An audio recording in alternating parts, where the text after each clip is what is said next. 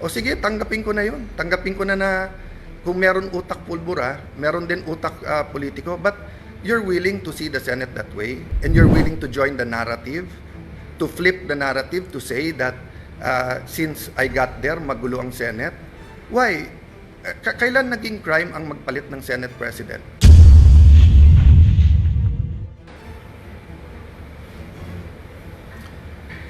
Praise God for this opportunity to tell you the truth, to report, to react, and to make an appeal.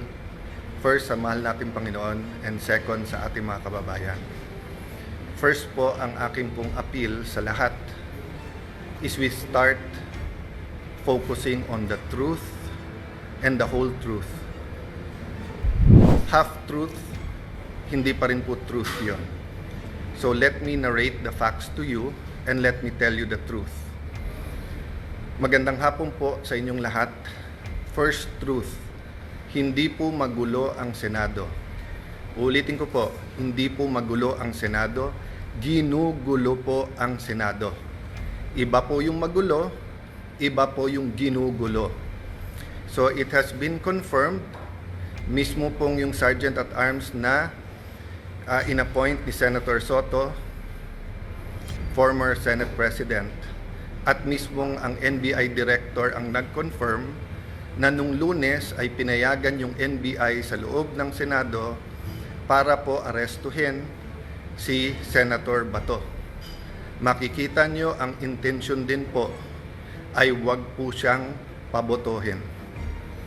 Yung po ang intensyon. Kung ang intensyon lang po ay arestuhin siya, pwedeng mahinahon na umakyat sa session hall, magpaalam at saka iserve ang warrant. So fact number 1, katotohanan number 1, nakakalat yung mga NBI sa Senado nung Monday para pigilan si Senator Bato na bumoto. Fact number 2, masasabi ko na pong facto ngayon kasi po nagawa na namin. Fact number 2, hindi totoo po ang propaganda ng dating majority, ngayon na minority. Yung propaganda po ng mga Dean of the Law Students, Law Schools, and I'm asking these deans to issue an apology. Naniwala po sila sa propaganda. Let me correct myself, ha? Naniwala sila sa propaganda. Yung propaganda is that the new majority is here to stop the impeachment. We received the impeachment sa gitna ng kaguluhan Wednesday night. I signed the letter yesterday, sent it to the House of Representatives, na-receive na po nila, at nakalagay sa sulat na ayon po sa rules ng Senado, kasama sa order of business sa Monday, and kung walang magque-question ng rules, at sa aming caucus nag-agree walang magque-question ng rules, ng impeachment rules, sa hanay po ng majority, o sa amin pong 13. Therefore, we can already convene as an impeachment court on Monday. So lahat po ng kinakalat nila na ito po'y lahat na nagaganap para protektahan lang po ang isang tao ay hindi katotohanan. Hindi po kami magko-convict dahil lang po sa politika. Hindi rin po kami mag-a-acquit dahil sa politika. Impartial impeachment trial ang nasa konstitusyon, yun po ang balak naming gawin. So, truth number 1, NBI ang lumusob at pumasok sa Senado at nakipaghabulan sa isang senador kahit pwedeng hintayin na lang sa session hall or sa office of the Senate President. Fact number 2, ginugulo nila kasi nasira yung kanilang narrative. So, fact number 2, pwede nang mag-umpisa sa Monday ang impeachment trial. Ako nga'y medyo nababahala kasi baka gamitin yung issue na to para maraming magsalita sa Monday tapos sa amin ibabalandra kung bakit may delay sa impeachment. Fact number 3, kinausap, inimbita ko sa opisina ko, sabi ko pwede pa siya magsama pero pinili niyang mag-isang pumunta sa office. We had a number of senators there. And sinabi po ni NBI Director, he will follow the Senate and he will not arrest sa loob ng Senado. We told him to submit the warrant para makita namin. Sabi niya nung Lunes, Tuesday niya isasubmit kasama ang sulat. Pinayagan namin iuwi niya yung 10 operatiba niya, agents niya, with the condition na ibibigay niya yung spot report. Hanggang kahapon po, hindi binibigay. Ang alam ko hanggang today, hindi binibigay. Pangatlo po, sabi niya, hindi siya kikilos, hindi niya pakikilusin ng NBI nang walang coordination sa amin. Wednesday morning pa lang po, may reports na po kami na naglalabas-pasok po ang mga NBI agents. Naka-alert na po kami ng Wednesday. Pagdating po ng hapon ng Wednesday, paulit-ulit sinasabi po sa akin na meron pong NBI agents na naka-full tactical gear. Ibig sabihin po, naka-uniforme, may vest, may mahabang armas na nasa GSIS. Nagbigay ng contact person si NBI Director Matibag. Tinawagan namin yon at sinabi niya, pinapaabot ni Director, walang NBI sa Senate, walang NBI sa GSIS. Nung hapon, umakyat sa akin si General Mao at nagsabi po sa akin na may nangyayari sa mga pinto at yung GSIS ay nagsasara ng mga pinto at nagsasabing kahit senador po ang dadaan doon ay kailangan inspeksyonin. Sabi ko kay General Mao, pakianyaya sa head ng GSIS, administrator yung nagamit niya noon, I think he meant GM. Sabi ko, I'm willing to talk to him very calmly, please call him. The next thing I knew, meron na daw mga armado doon. I asked them to call NBI ulit. Sinabi na naman nila na wala. Samantalang kitang-kita na ng mga nakasuot ng NBI. The next thing we knew, may mga putukan na at akala po namin yan ay mga fireworks. Nagpuputukan na pala po sa baba. Still, they were denying that NBI yon.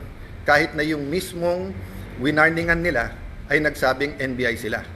So please look at the context. Alam natin under siege nung Monday or nasa loob ng Senado ang mga NBI. Alam po natin na nakipaghabulan sila.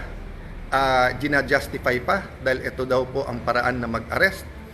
Pagkatapos pinangako sa amin na wala daw pong NBI sa paligiran. Nandun na po ang Marines, nandun po PNP, libo po ang PNP sa labas, naging very transparent kami. Nakiusap kami na walang baril sa loob ng Senado. Tignan nyo po lahat ng video. So nung nangyari na po yun at hindi na po namin alam kung sino kakausapin dahil nagkaipitan na sa loob ng kwarto ang bawat isa, ginamit natin Facebook. Ang sumagot po ay si Secretary ng Interior na si John Vic Remulla. Dumating siya, sabi niya, please allow the police inside. Nag-usap kami, sinabi niya, secure kagad, I'll be there in 10 minutes, secure the CCTV. Agad kong sinabi, kay as soon as nakaakyat na po si Sergeant at Arms Mao, sabi ko, secure the CCTV room, huwag niyong gagalawin. Pagdating ng mga police, make sure you have 2 copies, isa sa kanila, isa sa amin, para hindi po matamper. Yun din po pinag-uusapan ng ibang senador sa loob ng room. So nung sinabi po ni Jinggoy na itago, ang ibig niya sabihin, make sure walang makakuha kung hindi po yung police. At sinagot siya nun, kung tinuloy yung video na yon, may sumagot na nakasecure na po. As soon as Secretary Remulla came, the first thing he did was kamustahin kung okay kami, kung secured yung mga senador. Then tinanong yung CCTV and then nagpaalam kung pwede i-sweep floor by floor at pumasok yung iba pang police. Technically, I could have said it was under Senate jurisdiction. But he gave me his word and he followed his word that this will be a investigation that is independent. So dalawa po, joint investigation to. Lahat po ng CCTV agad binigay. Pangalawa po, lahat ng crime scene hindi po namin tinago. In fact, sa GSIS hindi kami makapasok, pulis lang. Kaya bago umuwi si Secretary Remulla at si Chief PNP Nartates, hiningi ko na makapasok din po. Kasi nung una, inilalabas ang narrative ng iba na wala daw putok from the other side. Nung una, isa pa lang ang nakitang putok o bala na tumagos galing sa kabilang side. Pero nung pinayagan kami sa loob at nung pagkatapos po na inusisa ng mabuti ng PNP, nakita po na may at least 5. So what am I saying here? This is the results of the independent investigation so far. The President, and I thank him for calling, checking how we are, and assuring us that he told everyone to stand down, the military, the PNP, and the NBI.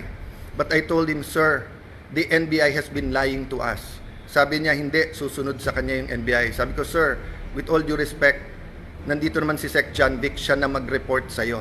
So, dun sa mga nagsasabing this is stage or whatever, di ba, we allowed every single transparency measure, we allowed the investigation. In fact, pag-akyat namin ng 5th floor, kahit wala sa usapan, sabi po ni Secretary Remulla, ibaba ang mga armas ng OSAA. I saw his wisdom para nga hindi magka-inkwentuhan, para hindi magkaroon ng miscommunication or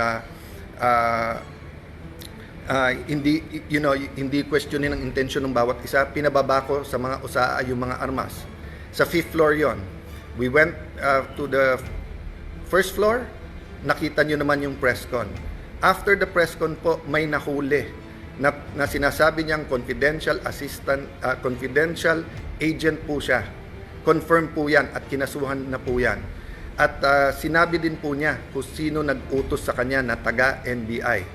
It is about this time na nagsimula pa lang mag-iba ng narrative ang NBI. Biglang umamin na nandun at biglang may sulat daw na ang GSIS ay nag-request ng security.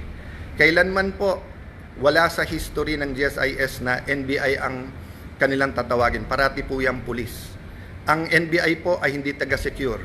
And even assuming for the sake of argument, may usapan na po kami ni Director Matibag na in the building, around the building, kasi pinangako niya sa akin walang checkpoint sa labas ng NBI.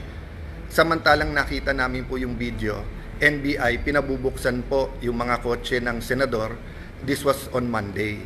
So sunod-sunod po ang kasinungalingan po ni NBI Director.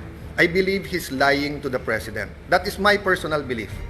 I believe he is giving him false narratives.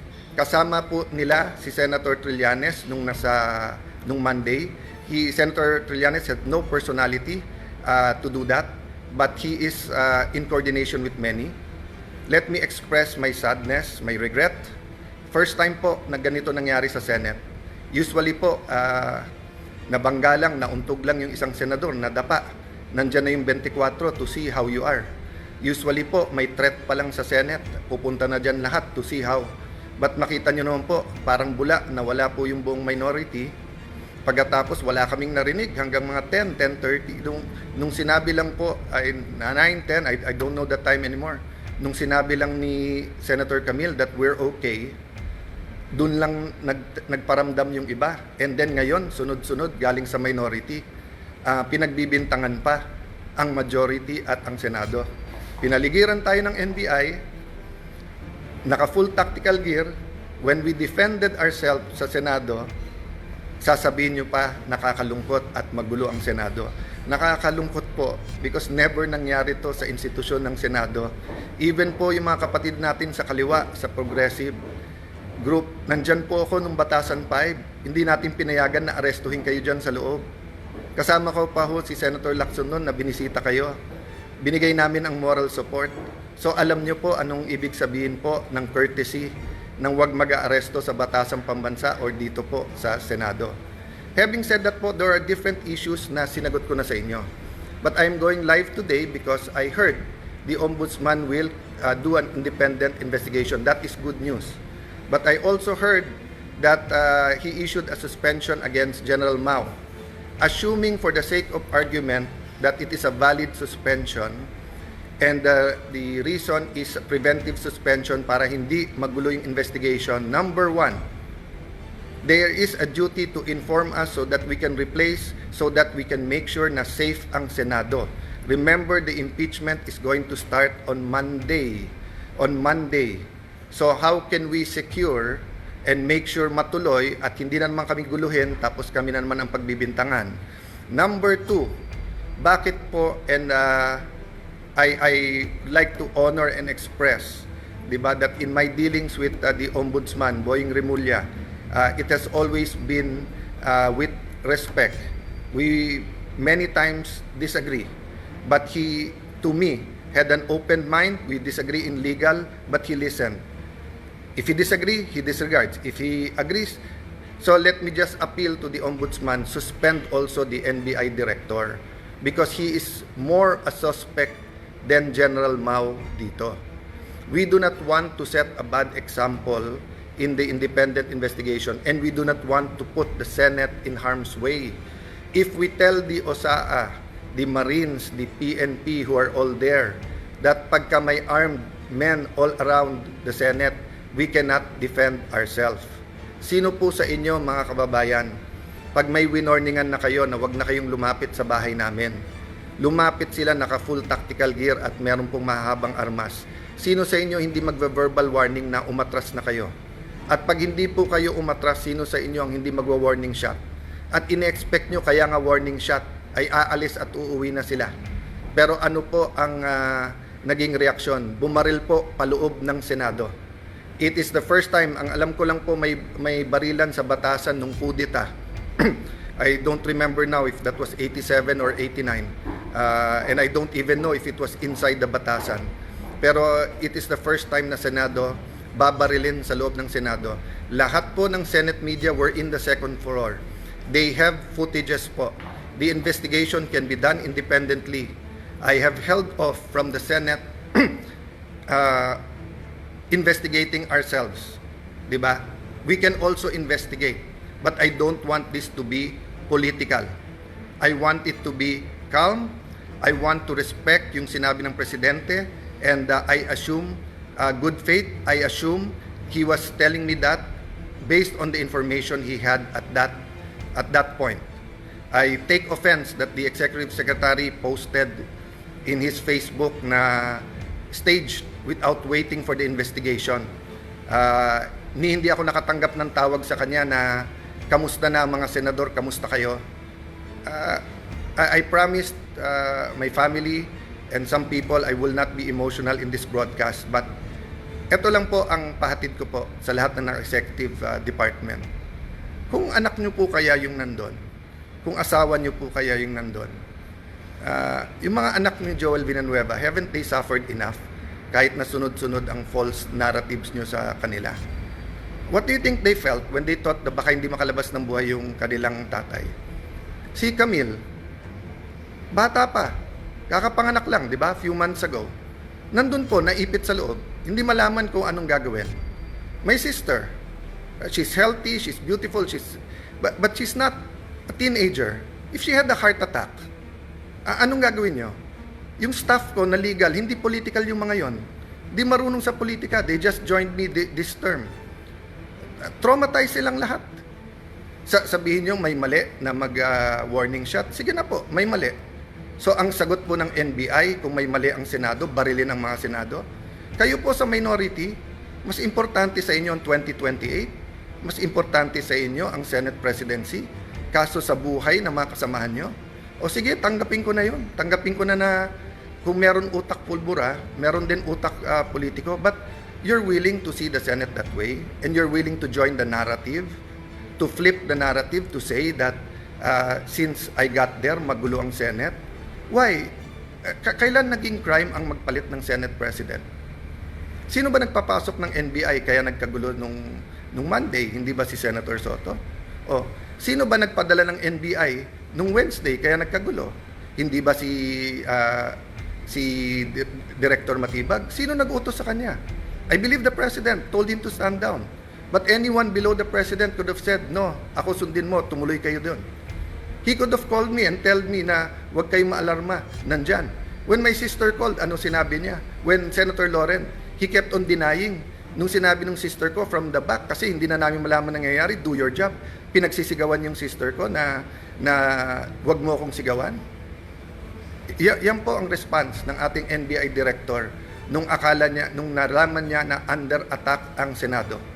Hindi niya sinabing, ma'am, susugod, ma'am, titignan na, ma'am, pupull outin, ma'am, tatawagin namin ng DND, ma'am, tatawagan namin. Hindi.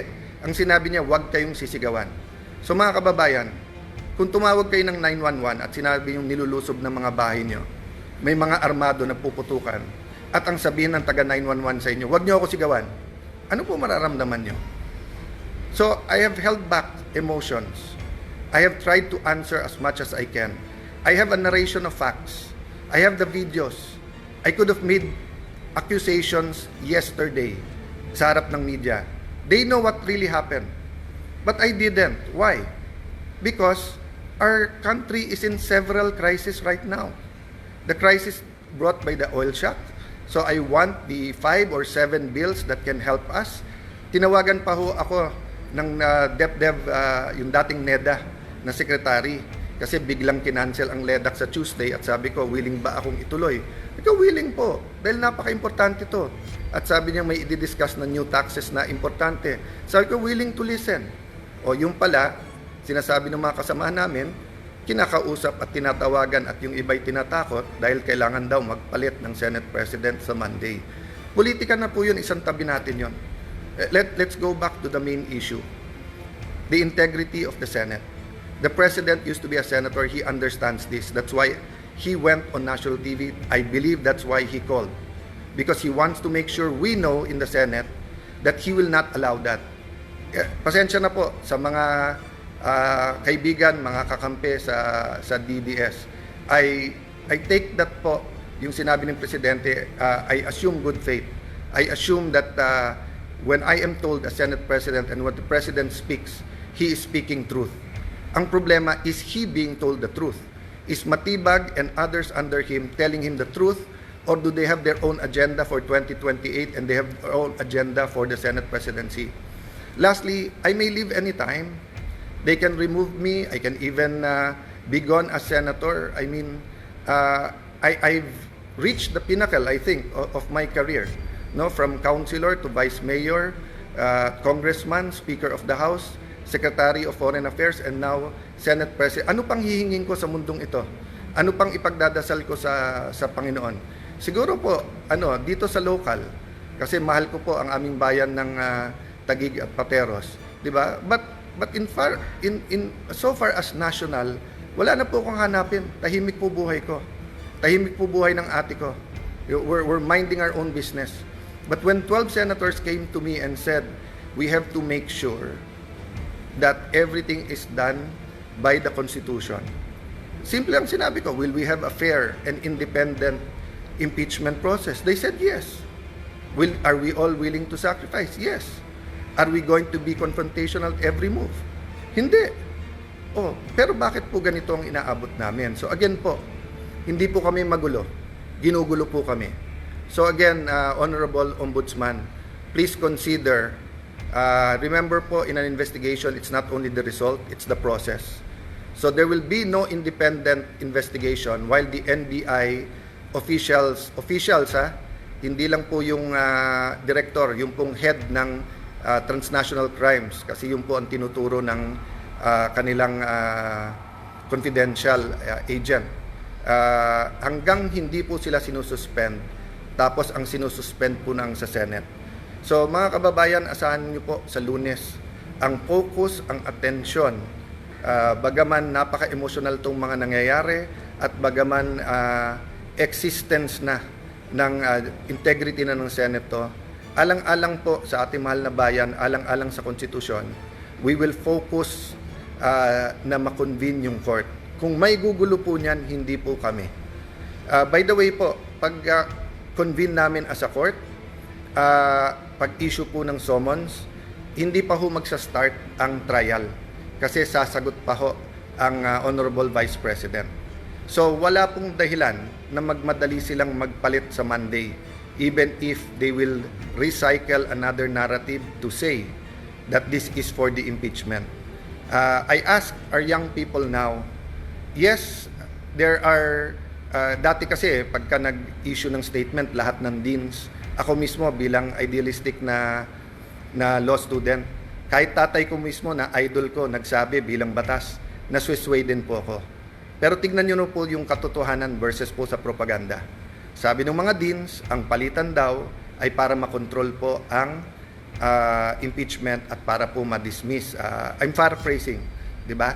Or whatever you call it, whatever word you use it. Hindi po. In fact, mas mabilis pa ho kaming kumilos. Kasi pwede pong Thursday na namin check-in lahat ng annexes, etc. Kasi nagkagulo sa Senate ng Wednesday night. But hindi po. I think the very professional Senate Secretariat, despite yung buong gulo, tuloy-tuloy po. Tuloy-tuloy po yon. So, again po, you want an independent investigation, go ahead po. Pero delikado po kung ano magiging katotohanan because ang katotohanan po, ang Senado ang ginugulo. We will keep you updated. Again, we have all the facts. Sa mga matitinik na reporters na may mga tanong na pointed, I'm talking about outside the Senate kasi inside the Senate nakapagtanong naman sila.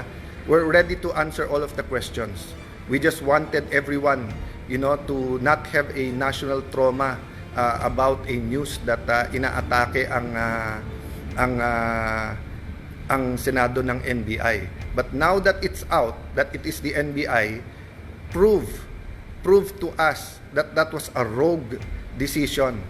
Prove to us po na misfire po yun at hindi po yun ang talagang tangka, di ba? Again, I will give everyone the benefit of the doubt. Pero doon po sa mga nagsasabing drama, etc., ito lang po sasabihin ko sa inyo. I hope your family is never put in that position. Because I was there. And I wanted to go out and I wanted to face them. Di ba? And I saw the reaction of everyone and I watching the video, sobrang tapang po. Hats off. I really respect po yung Senate media. Hindi kayo nagtago, hindi kayo umuwi. You run towards danger so that people will know the truth. Kaya yung pakiusap ko, lahat ng naglalabas ng video, nakitang-kita yung katotohanan, kaya nasisira mga gawa-gawang narrative. Continue to do that. So may we ask God for one thing, the truth to come out. The truth to come out. Based on the truth, let's move forward. Let's build our nation. Let's not destroy our nation. Let's build our nation. God bless you all.